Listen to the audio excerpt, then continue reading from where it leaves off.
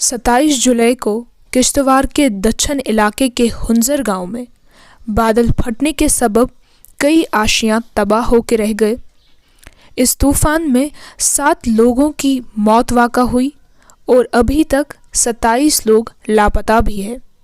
यहाँ के लोगों की यही शिकायत है कि इस कहर के बाद भी यहाँ की इंतज़ामिया से इन्हें किसी किस्म का रिलीफ मौसूल नहीं हुआ।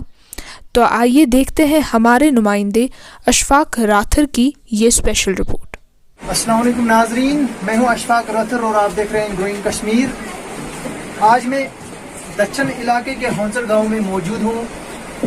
ये वही गांव है जहां आज से 5 रोज कबल हंसते खेलते मुस्कुराते कुछ परिवार रहा करते थे, लेकिन आज अगर देखा जाए तो यहाँ की ज़मीन खुद यहाँ के हालात बयां करती है। किसी बाप ने अपना बेटा खोया, किसी माँ ने अपनी बेटी खोई, तो किसी परिवार में कोई बचा ही नहीं। ऐसे ही एक शख्स हमारे साथ इस वक्त मौजूद हैं, मोहम्मद इकबाल साहब, जिन्होंने अपना बेटा और अपनी बेटी खोई। तो इनसे हम बात करने की कोशिश करेंगे और इनसे जानने की कोशिश करेंगे कि इस वारदात से जो आपको तकलीफ मिली वो आप नहीं बोल सकते, लेकिन अभी तक हुकूमत की तरफ से या एलजी इंतजामिया की तरफ से आपके लिए कौन कौन से इकदाम उठाए, इनसे हम बात करेंगे और इनसे जानने की कोशिश करेंगे। अस्सलाम वालेकुम। सबसे पहले मैं अपनी तरफ से क्या आपने अपना बेटा खोया, किसी ने बेटी खोई, किसी ने पूरा परिवार खोया, तो ये सब होने के बावजूद जिनकी जानें गई, जानें तो अब वापस नहीं आ सकती, लेकिन जो नुकसान हुआ आपका, जानें गई, माल का नुकसान हुआ, तो क्या अभी तक आपको इंतजामिया की तरफ से जो इकदाम उठाए जाने थे क्या वो उठाए गए यहाँ पे? जी, अभी तक तो ग्राउंड लेवल पे हमें कुछ भी नजर नहीं आता है।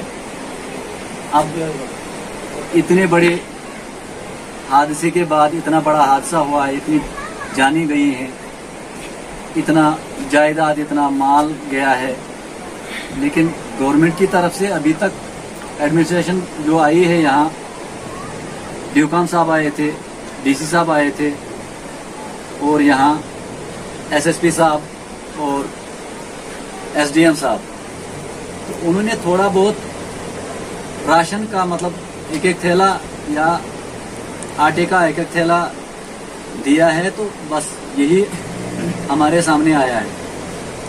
इसकी हमें वो तो हम कहीं से भी कर सकते हैं।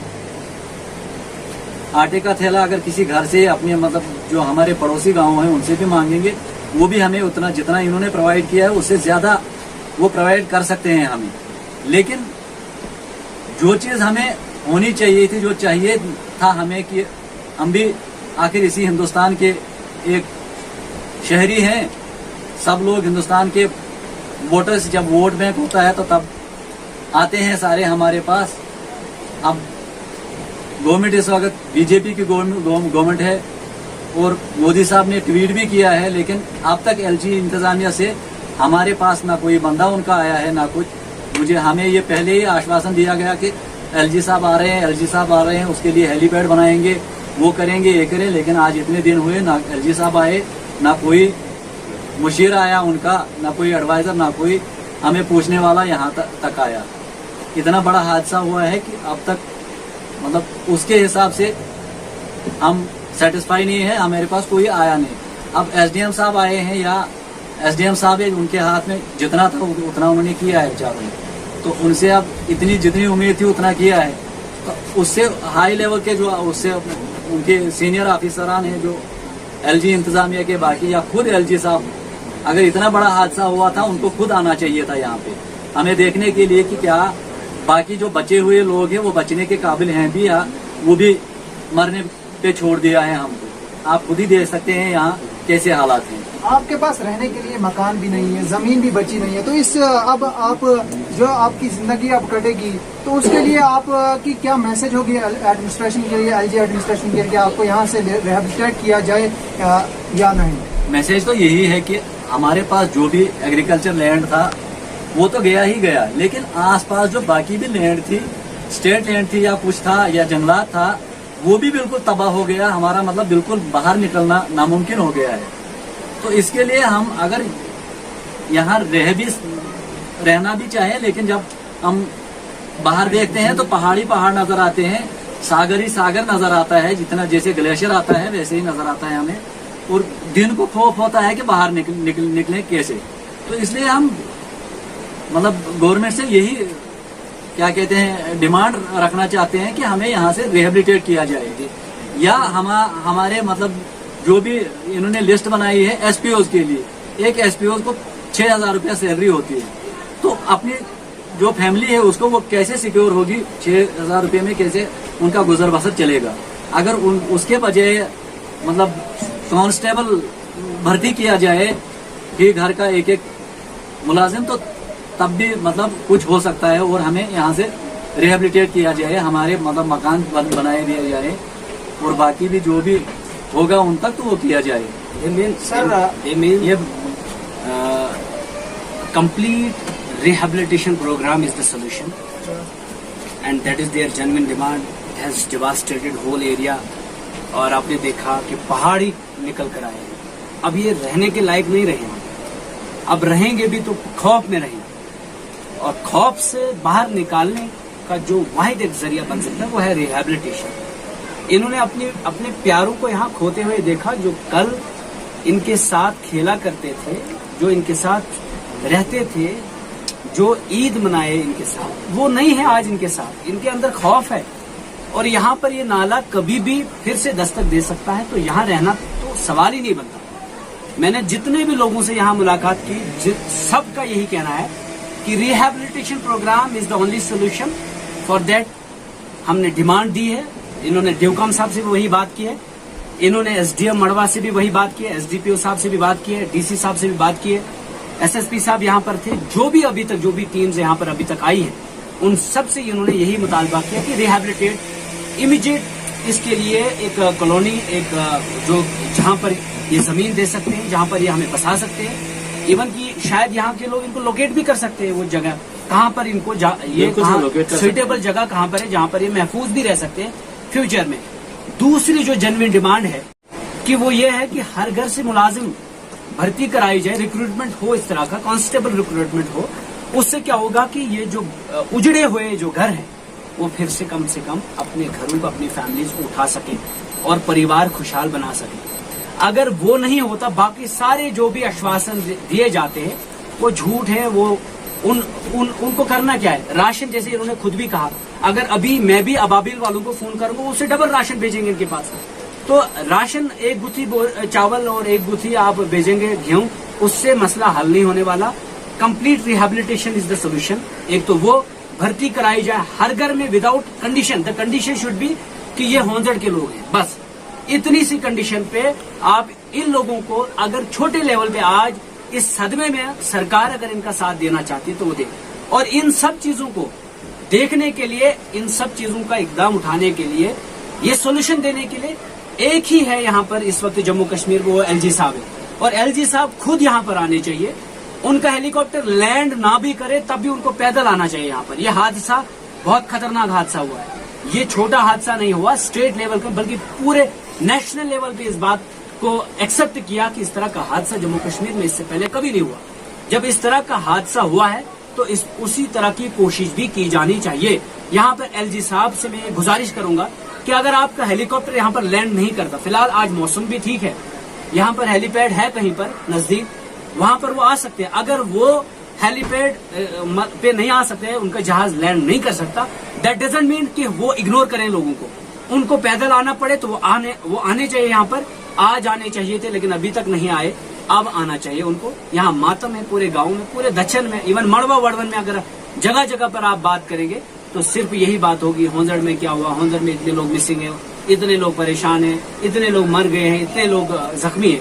तो इन हालात का जायजा लेने के लिए एलजी इंतजामिया की तरफ से न सिर्फ मुशीर बल्कि एलजी को खुद यहाँ पर मौके पर आकर देखना चाहिए। जो वो खुद इनकी आंखों में आंसू देखेंगे, इनकी परेशानियां देखकर महसूस जो करेंगे, उसे महसूस करके जो वो इकदाम उठा सकते हैं वही कुछ हल निकालेंगे इनके मसलों का। अदरवाइज कोई और हल नहीं निकाल सकता। एसडीएम साहब उनके पास क्या है इस वक्त, डीसी साहब के पास क्या है, कितने फंड्स है उनके पास, है ही नहीं। फंड्स जब नहीं है तो आप कैसे इनको एक मतलब कहीं पर रिहेबिलिटेट करेंगे। ये सारा का सारा काम जो है ड्यू काम भी नहीं कर सकते, एलजी साहब भी नहीं बल्कि एलजी साहब करेंगे। और एलजी साहब को यहाँ पर मौके पर आकर लोगों से भी पूछना चाहिए कि लोग क्या चाहते हैं और लोगों के हिसाब से, नुकसान के हिसाब से आप उनको उसी हिसाब से करें। सर मैं गवर्नमेंट से यही मैसेज देना चाहूंगा, खासकर मोदी जी से, क्योंकि उन्होंने ट्वीट भी किया है हमारे लिए, उसके लिए हम उसका बहुत बहुत शुक्रिया करते हैं। लेकिन जो एलजी इंतजामिया है उसका अभी तक हमारे पास कुछ नहीं है। हम अगर एलजी साहब ने आना है उसके लिए हमने हेलीपैड भी तैयार करके रखा है। बिल्कुल, अगर आएंगे, जैसे जफर साहब ने हमारे यहाँ जफर साहब ने बताया अभी कि अगर उनको पैदल भी आना पड़े तो आ जाए, अगर नहीं तो हम जितने भी बच्चे हैं यहाँ पे, अभी तक ना हमारे पास कोई रिलीफ आया। 5-5 हजार दिए हैं, जो कि मेरा बेटा 5,000 का जूता पहनता था कल तक, तो ज्यादा से ज्यादा 10,000 5,000 उसमें जूता भी नहीं आता है आजकल, तो वो इंतजामिया ने हमें अभी तक दिया है। तो हम यही बार बार करते हैं कि एलजी साहब को खुद आना चाहिए यहाँ पे। अगर वो आते हैं तो ठीक है, लेकिन अगर नहीं आते हैं तो जितने भी हम बचे हुए हैं यहाँ पे, चाहे हमारी माएँ हैं, चाहे हमारी बहनें हैं, चाहे हमारी बेटियां हैं, बच्चे बूढ़े, जितने भी हम भूख हड़ताल पे जाएंगे कल से या परसों से, कल 2 दिन का टाइम देते हैं हम। मौसम भी साफ है, सब कुछ ठीक है, क्लियर है बिल्कुल। अगर हमारी कोई फिक्र है गवर्नमेंट को या एलजी साहब को, वो हमारे पास आए, हम अपने हालात उनको बताएंगे। लेकिन वो ऐसे ऑफिसरान को भेजते हैं यहाँ पे जिनके हाथ में बेचारों का कुछ नहीं होता है, हम उनके क्या बताएंगे। वो खुद आए यहाँ पे, हम अपनी डिमांड्स उनको रखेंगे कि हमें यहाँ से रिहेबिलिटेट किया जाए और हमारे बच्चों को नौकरियां दी जाए। हमारे पास पढ़े लिखे हैं, पीजी करके हैं, पोस्ट ग्रेजुएटेड हैं, एमए बीएड किया हुआ है बच्चों ने, तो उनको क्या कहते हैं नौकरियां फराहम की जाए। जो भी है उनके हाथ में सारा कुछ है, उनके हाथ में, लेकिन करेंगे नहीं तो वो उनकी मर्जी है। लेकिन अगर नहीं आए तो हम 2 दिन का टाइम देते हैं, 2 दिन के बाद हम भूख हड़ताल पे जाएंगे। पहले तो हम भूखमरी का शिकार मरे हुए हैं, लेकिन हम सारे मर जाएंगे एक ही साथ, बाद में दुनिया को जवाब दे देगा एलजी साहब भी और क्या कहते हैं आदरणीय मोदी साहब भी।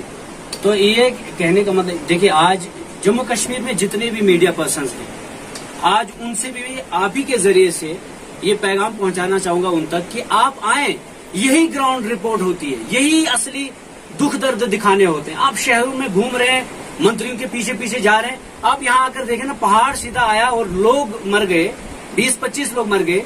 आप वो देखें, यहाँ पर ये हालात दिखाएं, कौन यहाँ पर आता है, क्या कहकर चला जाता है। उन ऑफिसरों को यहाँ भेजा जाता है जिनके हाथ में कुछ नहीं है। वो लोग यहाँ पर आए जिनकी डिस्क्रिशनरी है, जिनके डिस्पोजल पे ये सारी चीजें हैं, रिहेबिलिटेशन और बाकी चीजें, वो खुद यहाँ पर आकर मौके पर भर्ती भी करें और रिहेबिलिटेशन प्रोग्राम भी इनके सामने, लोगों के सामने रखें। ये डिमांड है और ये जेन्युइन डिमांड है, फौरी तौर इनको पूरा करना चाहिए। जी नाजरीन, आप देख रहे थे कि यहाँ पर जो इनकी जुबानी हमने सुना, बहुत दिलसोज हालात हैं यहाँ पर।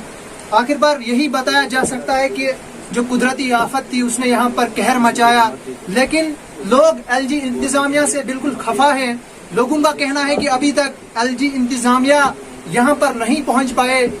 उनका हक बनता था कि वो स्पॉट पे आकर लोगों के दुख दर्द बांटे। ग्रोइंग कश्मीर की रिपोर्ट के साथ हंजर से मैं अशफाक रथ। दिन भर की सभी खबरों के लिए सब्सक्राइब कर दीजिए हमारी ऑफिशियल चैनल को और साथ ही साथ बेल आइकन भी दबा दीजिए ताकि आप हो सके हर खबर से वाकिफ।